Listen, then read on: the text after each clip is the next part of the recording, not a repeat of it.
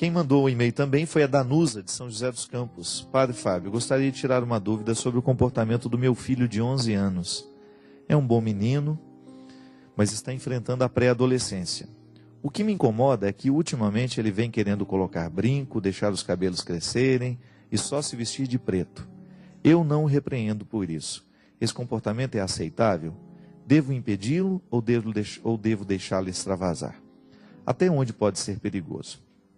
Perigoso até o momento que começa a ser perigoso da pré-adolescência. O que é a grande questão da adolescência? Nós passamos por uma fase, né, uma mudança muito grande. A gente deixa de ser criança, mas a gente também não é adulto. O nosso corpo se desenvolve de maneira muito rápida, a produção hormonal é muito grande, a gente fica numa preguiça danada, né? Já viu? O adolescente adora dormir e fica preguiçoso. Tudo isso é fase hormonal. Não é que ele está com o corpo mole, não. Mas a grande questão da adolescência é justamente a diferenciação. A adolescência é muito característico da adolescência o desejo de ser diferente. Aquela velha história, eu sou do contra, né?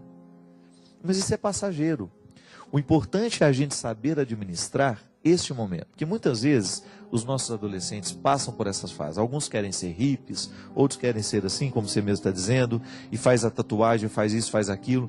Tudo querendo chamar a atenção para mostrar a sua diferença no mundo, né? É um jeito que eles têm de dizer, olha, eu estou aqui, eu existo. Porque para o adolescente não existe muito espaço.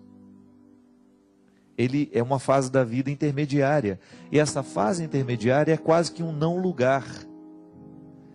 E esse momento do não lugar, eu ainda não sou adulto, mas também não sou mais criança, é muito difícil do ponto de vista psicológico para a gente enfrentar isso.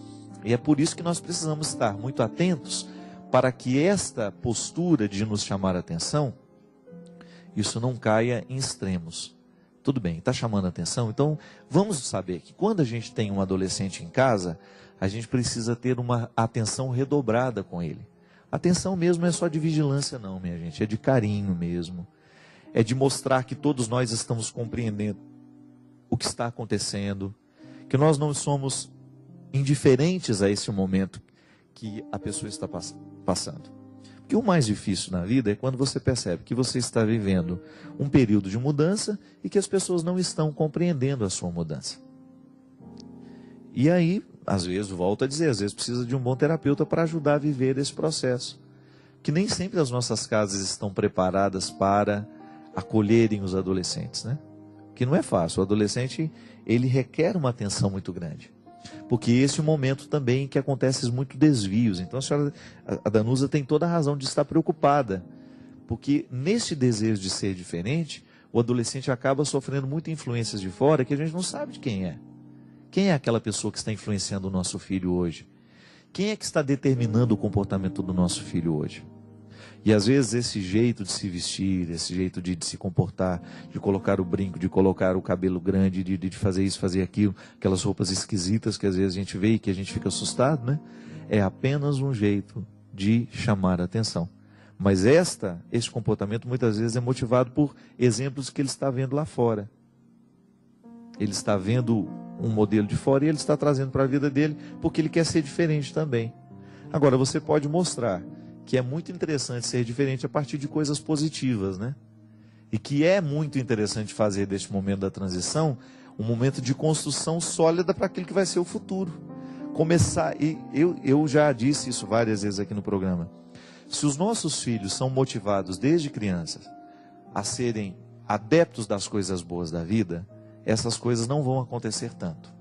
Porque se a gente tem um filho que desde a infância a gente colocou para estudar música, a gente colocou para fazer um esporte, a gente colocou para ser diferente em alguma coisa de bom na vida, né? Se ele está tendo a oportunidade de se cultivar como pessoa, ele vai viver melhor essa fase da vida. Eu vejo isso para a música, né? O Mauricinho estuda música, não estuda, Maurício, seu filho? O quanto que a música é importante na construção do caráter, né? Na disciplina da criança. Porque música requer disciplina, requer empenho. Isso tem repercussão no coração da criança. E aí, esse momento em que ela vai tentar extravasar a sua diferença, a música é um recurso maravilhoso para que isso aconteça. é o lugar da purificação dela, né? Ou então o esporte. Aquele garoto que desde criança fez lá um judô, sei lá, descobriu um esporte, a natação, o futebol. Enfrentam melhor essa fase da vida porque o esporte absorve muito.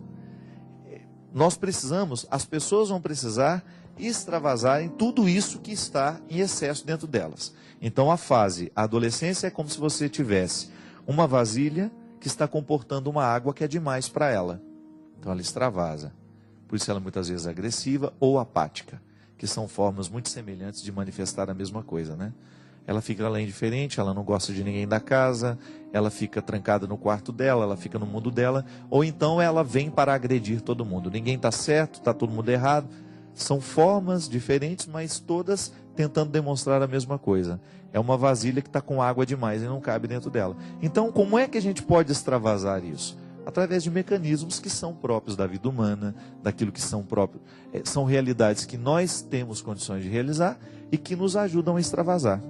Eu me lembro que a minha adolescência eu não tive tanto problema não, porque eu sempre fui muito adepto da leitura, eu gostava muito de ler.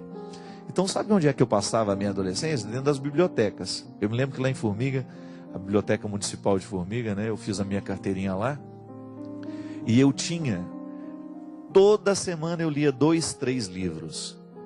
Era o meu modo de extravasar, era o meu modo de conviver com a minha fase difícil, com a minha fase. Então eu mergulhava na leitura. Claro, foi um hábito bom, foi um vício bom, né? Porque isso eu acabei adquirindo para o resto da minha vida. Se bem que desde criancinha eu sempre gostei de ler.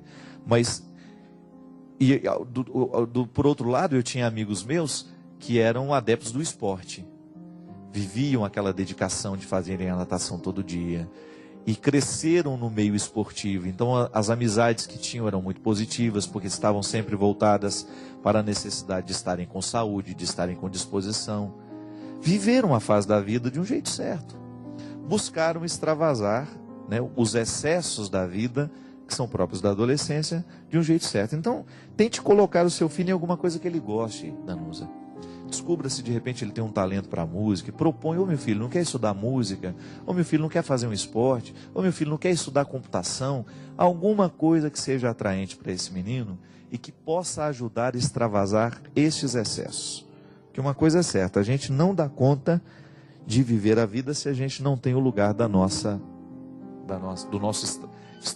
o lugar onde eu posso extravasar, né? A gente sabe disso, minha gente. Quantas vezes você também está aí precisando jogar fora um monte de coisa, né? Está com o peito trancado, apreensivo, com tanta coisa pesada dentro de você. E às vezes vai ficando ainda mais pesado porque você não tem o lugar onde você derrama isso. Se você não tem o lugar onde você joga fora esses excessos, você se transforma na morada definitiva desses excessos. E é muito duro a gente se transformar em morada eterna e definitiva dos nossos excessos. A palavra já diz tudo. Se é excesso é porque está sobrando. Tem que jogar fora. E nós precisamos viver essa disciplina. É todo dia. Todo dia a gente precisa jogar fora os nossos excessos. Hoje mesmo você viveu tanta coisa aí na sua vida. De repente hoje você se sente pesado, vai dormir pesado, está sentindo apreensivo. Joga fora isso. Jesus nos ensina de maneira tão bonita que todos nós que dele nos aproximamos, ele vai aliviar o nosso fardo. Às vezes a leitura de uma coisa boa antes de ir dormir, uma oração que a gente faz, já nos alivia o coração, já nos enche de esperança. E é isso que nós desejamos, que a gente possa ir dormir um pouquinho mais leve.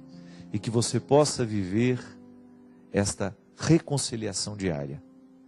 Que você possa descobrir a graça de organizar os seus lutos, de você tomar as iniciativas que precisa tomar, para que a vida seja sempre feliz.